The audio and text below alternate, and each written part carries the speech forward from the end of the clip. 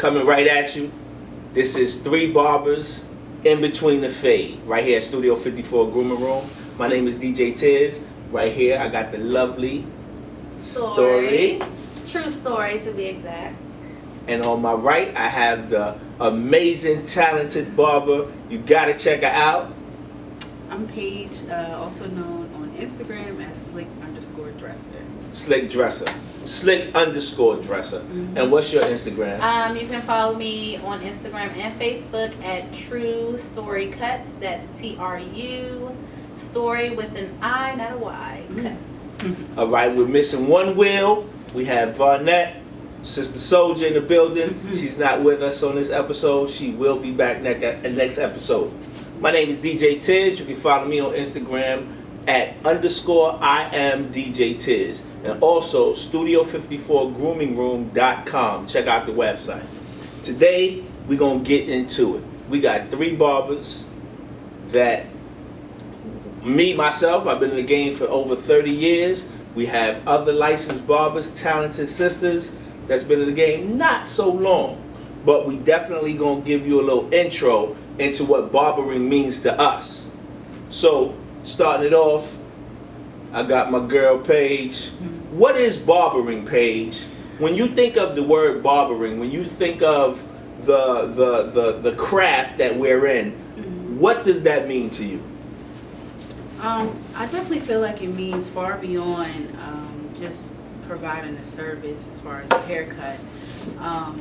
You know, barbers traditionally are, you know, therapists. They listen to you. They give you advice. I believe it's a very important role, not even just in the black community, but overall in general. So, How did you start? Like, what brought you to wanting to become a barber? Originally, I started right after college, I just decided to cut my hair. I had like a little more than shoulder length hair, and I just cut it one day. Shoulder length? Like, what? I can't picture that. I know, it's so crazy. So And before you cut it, were you doing your hair? Did you style your hair yourself? Yes. I used to So get blowouts like every 2 to 3 weeks. So trading the blow dryer and the Braids flat and- iron in for a pair of clippers, how did that feel? Oh, that's yeah. It was definitely an adjustment at first, but I haven't been able to grow my hair back out since. Wait, you haven't been or you didn't want to? Because there's a difference. I've gotten to a point where it's like, okay, I'm gonna grow it. Like right now. And it just never works out. It never works It's just out. too much. Like, But as a barber, what would you tell your client in that in-between stage where they might want to grow their hair out, but you know that, we all know, well, I don't know what that in-between stage is because I never had that in-between stage. It was hair and bald, no in-between. no gray area. No gray area. Only gray area is right here. Thanks a lot, Storm. Thanks a lot. But getting back to you, Paige, as far as what would you tell that client that comes and sits in your chair, that woman that wore her hair short during the summer and now she wants to grow it back, but she's in that in-between stage and she's telling you, you know what, just let's cut it off again. What would be your advice to her? I feel like if you're attempting to grow your hair back, you gotta have an end goal. For me, it was just like, oh, I'm gonna just grow it, see where it goes. Like that's it's no real plan, or I don't even know what I'm gonna do with it once it's longer. Like, but if you want to get your hair to a particular style, that should be your motivation. And the in-between stage can be difficult, but it's manageable because so many people have done it before. So I don't know. Some people, I know with hair. Some people can be so attached to hair where it almost is like a part of their mask, their everyday mask that they wear. Absolutely. And I know some people for religious purposes may want to grow even like a more healthier, even like, you know, we have body health, we also have hair health. Right. And to go a more healthier route, to want to do like you mentioned about you have to have a goal or a journey or a reason why. Right. So some people, I mean, I know my hair, I kind of chopped my hair, blow dry, did all types of stuff to my hair. Now I finally chose to do a lock journey. And that's what I would want to touch on. Yeah. So the same goes to you. How was that in-between stage for you? I don't know, was there an in-between stage before we start the beautiful locks? As you can see, Well, no, the young lady has beautiful locks, but I'm sure they wasn't always beautiful and they wasn't always locks. Well, see, in my mind, I thought that they were always beautiful. Like, I love, some people, when you go through a lock journey, a lot of people tend to shy away or don't like that short face, or I hate the ugly short face. I didn't call it the ugly short face. I love my locks. Even short. The little stick up joint. Yeah. Okay. But see, I was able to like shout out to like my mom and dad for having like that Native American in me. My hair. Oh, they ain't slicked the sideburns down a little bit. Did you lay the baby hairs? I started, my baby is natural. I don't use toothbrushes. But no, like it's oh, she shade in the face. But no, it was really like I used to pin it up all the time. It was kind of an adjustment, like, and it wasn't. I didn't have like a negative outlook on it. It was like, this is the choice I'm gonna make. I'm gonna stick to the choice that I make, and I'm gonna love every look that it comes with it. Even now, it's still it's a process, and it's a growing process. Your hair grows. Your mindset, to me, your mindset grows with your hair. Right. So now I'm getting used to. I'm driving, and I have to like sitting on my hair now that it's longer. It was easier to do certain things while it was shorter, but it's all a process. And me, personally, I love that process. Okay, let's get away from you a little bit and let's go back to what we was talking about as far as a barber.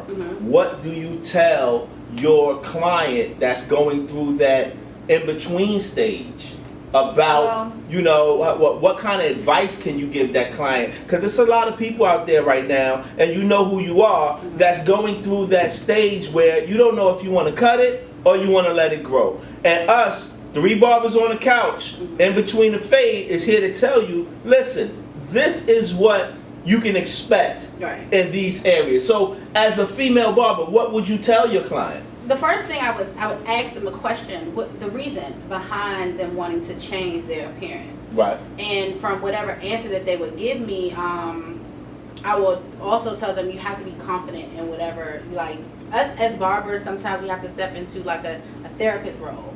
Or a mentor role or something like that, and we have to give them confidence because your hair, people they're serious about it. It plays a big role in appearance.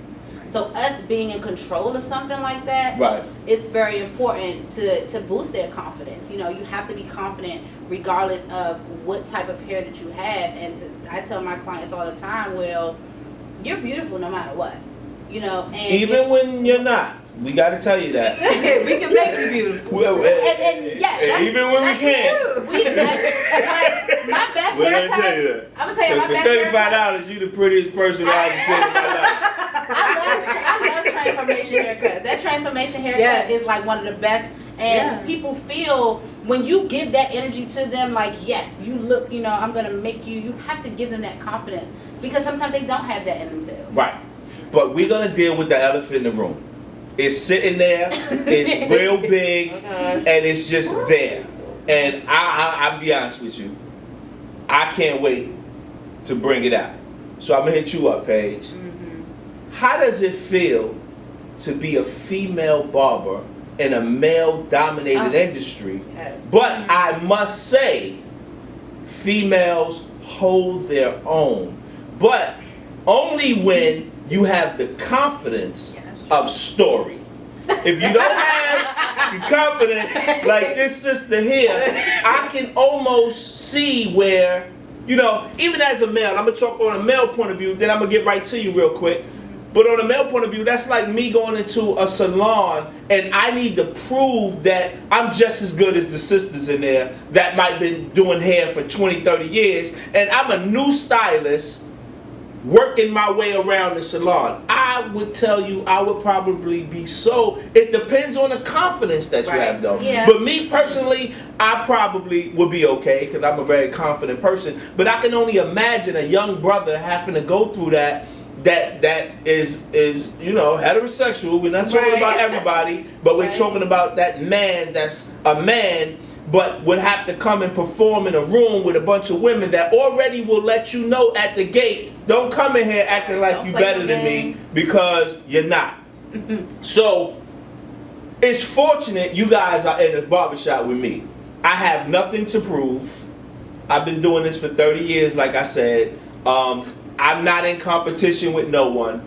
I am maybe one of the best people you could actually be with, because I want to give you everything that I have. And I don't hold nothing back to try to say I got something over you. No, that's true. So, getting back to the question, not to drag on too long, but how does that feel? And be honest. I want you to be honest. That's a good one, honestly. Yeah. And be honest. It's a good elephant. And it's a good Great outfit. elephant. I told you. That's a big one. A big one. But Big pretty one. to touch on that, I feel like being a female in this industry, it is actually amazing and difficult at the same time.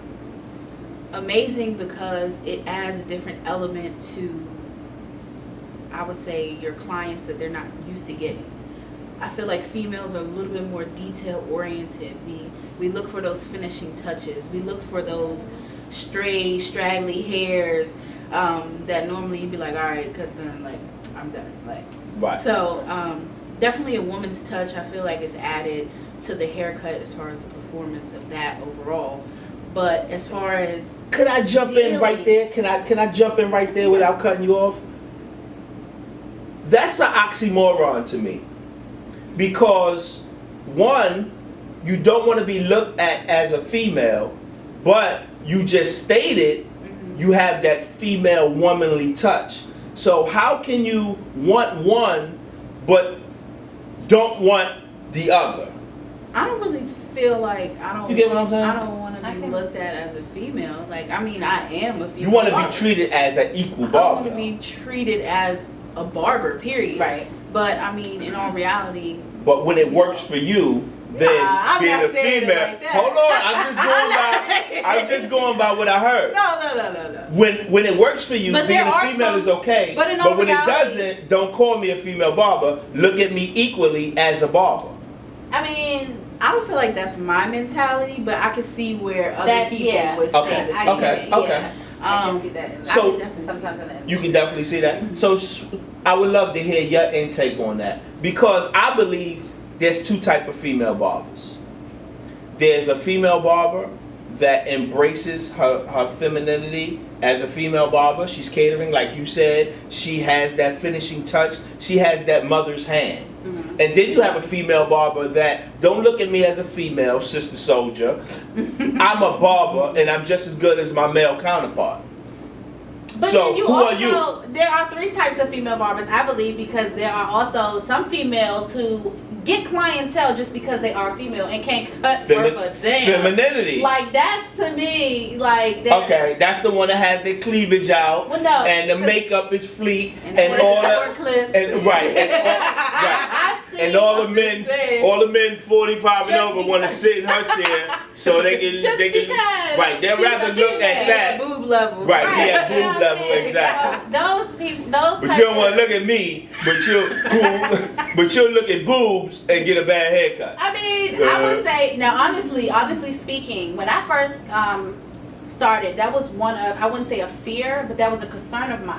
I know that. You Being- voiced that with me one time. Yes, being in a male-dominated industry and being a female. And I remember, I believe, I think you've said it, and I think you'll agree, and also other teachers and barber mentors that I've had would say that if your skill is there, it doesn't matter, like, you have really nothing to worry about, you Right. know? You shouldn't have anything to worry about. That kind of stuck with me because I knew that, because I was so passionate about becoming a barber, I knew that I would have to get over that. Right, I would have to get over that concern, and my work spoke for me. right. I'm not an ugly woman. I believe I'm very beautiful, but I don't put that over top of trying to bring in clients. Like, no, I let my work speak for me. Right. And I used to be worried about, well, what if I'm in a shop where, you know, I have the wolves who would think that they see little old me and they're like, oh damn, but she's good. Like, we're gonna try to take all our clients. You know how sometimes I can't say men want to overpower women, but it's a dog eat dog world in some shops. You know, like, Of course. Absolutely. and thank God that I was blessed to find a shop where it's not that's not the community of the shop, and that's not something that I was looking for.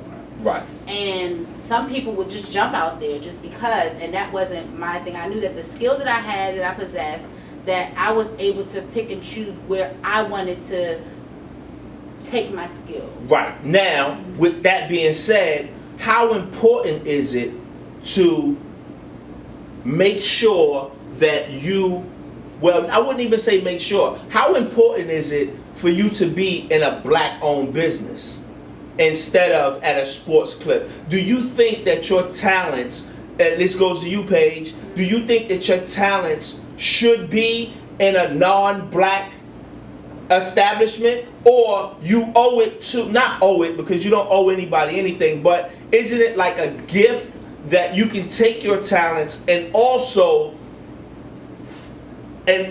sow into a black business?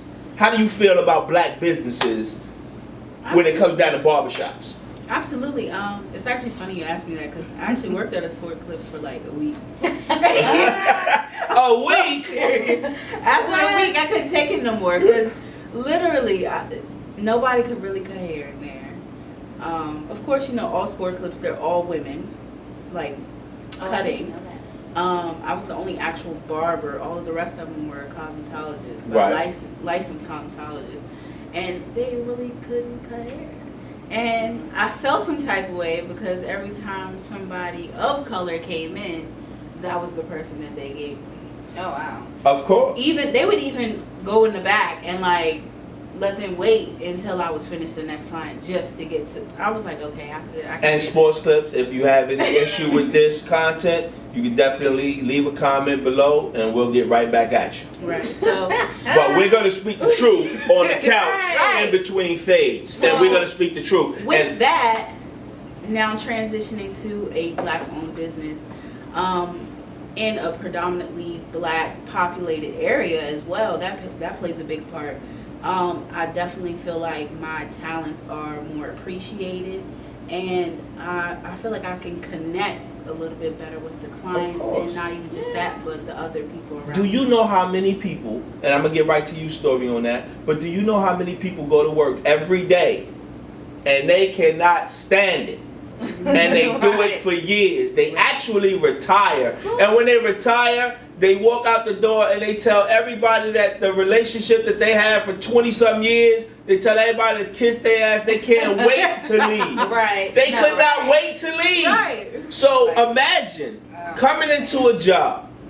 Is it really called a job when you can come into your work, your place of work, and enjoy it and fit in and just so into, especially when the owner of the business looks just like you?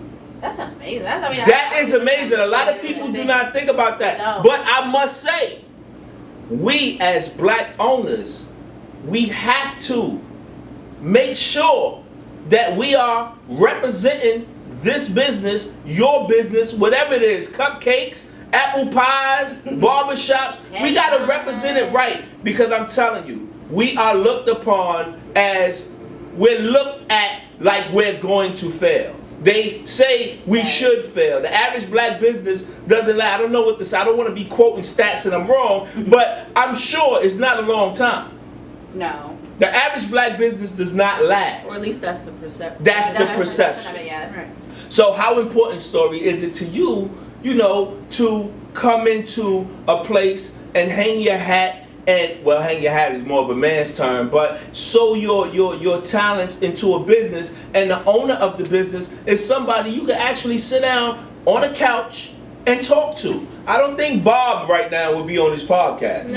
Bob would probably be in Massanutten somewhere, and y'all would be cutting hair, and he would just see y'all with a damn Christmas upside down cake or something he sent to you. I don't know what he might send you, a card or something.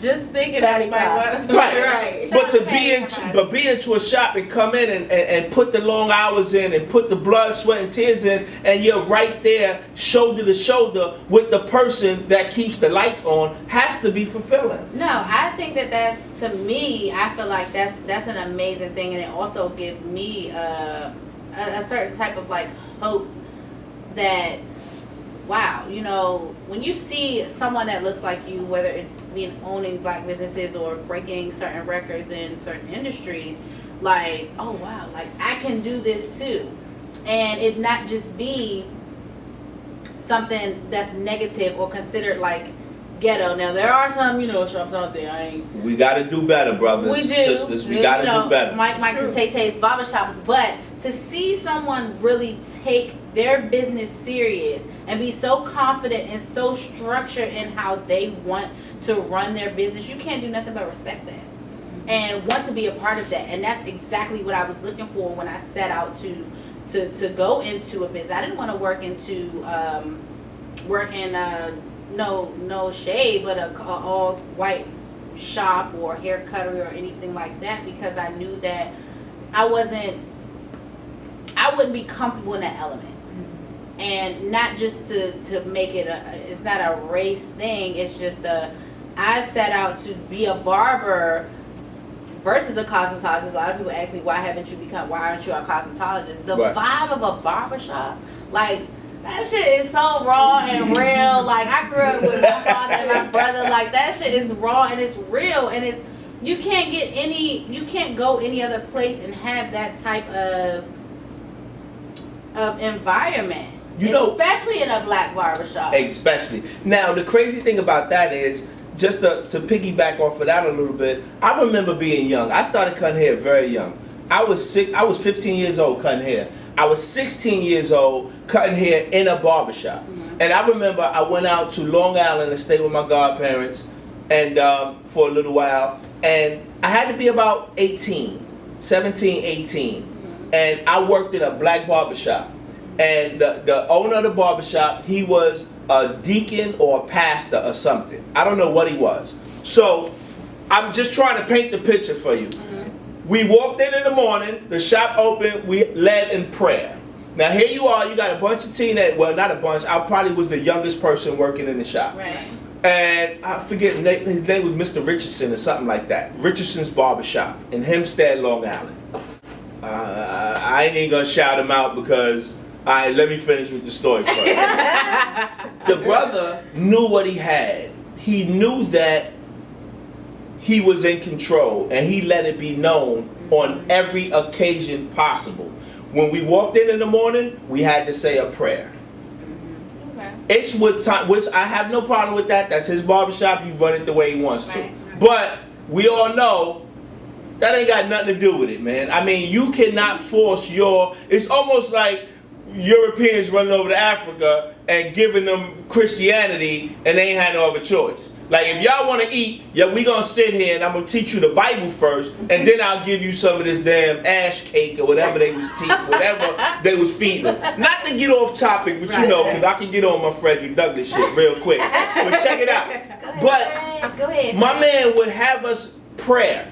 It was a time I was cutting a little kid's hair. The little kid, of course, like little kids do, was crying and screaming. I was holding him down, trying to get him. He actually came, ripped the cape off of the little kid. What? Chastised me in front of the client, took the little kid in his arm, was stroking him like he was, like I was the big bad barber and he was the great guy. And the funny thing about it, I can remember it like it was yesterday. The kid didn't let him cut his hair neither. So I was like, I don't know why you did all that, and you just made me out to be the worst person in the world by taking this kid. Like, I was hurting him, knowing how difficult it is. Right. You know how difficult it is. Yes. You know how difficult it is to have a little 4-year-old jumping and screaming and wailing around in the chair. But in front of the parent, snatched the kid out my chair, told me I could not work there if I did not know how to treat kids, and walked around the barbershop giving the kid a lollipop and rubbing his head, and this is how you treat babies. And I mean, it was disgusting. I left, I quit, hopefully it wasn't somebody else of my age that would have been turned off of black owned businesses because of that. Right. Because you got to remember something. You know what I mean? We look at older people that look like us, and we either do one or two things. We run far the hell away from them because we can't stand them, or we get up close to them and we want to be like them as young black kids in the hood. Yeah, that's how. Yeah. You know what I mean? I was like, wait, because it went left. I thought he was about to just like yoke the kid up or something. You just so I thought it was a weirdo, man. I'm telling you, the weirdo, like an older dude, like a deacon or a pastor like in the you church. needed a lollipop at that point in time. No, I needed to kick his ass. That's what I needed. He needed a lollipop. One thing I do want to touch on that you said, I mean, even that was what, years ago, but even so more so now, so many people when they're cutting kids, they try to give them lollipops, put on a TV show, instead of just teaching them to sit still, be quiet. Yeah. Take your time. You know what I'm saying? It's an art to it. Yeah. It's not just a quick fix like, I'm gonna give you a lollipop, put on Baby Shark. I mean, right. Oh God. Only so many times I'm gonna listen to Baby But Shark. that comes with the environment and the barbershop, because that's how the shops were like kind of back in the day, and there are still some shops like that. You had to set the tone. Like, no, we ain't gonna be, this is a shop, we got baseball games and all that on there, basketball, we watching, we ain't about to be listening to no Baby Shark. No. Your son is about to come in here, just like he can come in here and get mentored about certain things. He can come here and be taught to sit still and to know how to get, like, you know, learn how to get a haircut, because this is a whole experience. They're taking away from the experience of the barbershop, I believe. It's being taken away, and it's being kind of like, I wouldn't say watered down, but they miss the importance of the tradition of a black-owned barbershop, and it's not around anymore. Absolutely. It turns into something, whereas it's being taunted in a way, It's people like don't take care of their shop. Right. You know, everybody's not loyal. You know, it's not a team effort thing. Whereas everyone's out for themselves, they want to make a name for just that person. Versus you have a whole team of people who will stand behind you if you stand behind them, and we don't see that a lot now, and I don't see that a lot now. I say the onus is on the customer. And I always said this, and as a customer I said it. I don't think I've ever been cussed. I've been cutting my hair since I was a teenager. But I can almost imagine me being a grown man, grown up like I am now, and I go to a barbershop to spend my money, but I don't like what's going on in the barbershop. I think the customer has the onus. If you don't like what you're getting today at your local barbershop, stop patronizing it. If you stop patronizing it, the owner will be forced to shape it up. Right. Or they'll go out of business, which might be a good thing if it's that bad. Right. Some people just need accountability. Yeah. If you're coming into Studio 54 Grooming Room and you do not like the conversation, you do not like the content, you don't like the cursing, you don't like everybody in here smelling like, you know, that perfume that they putting up in the air everywhere in every barbershop, don't come here. Don't spend your money here. If you don't spend your money here, I cannot pay the bills. I will be forced to make it the way you want it so that you will come back. No?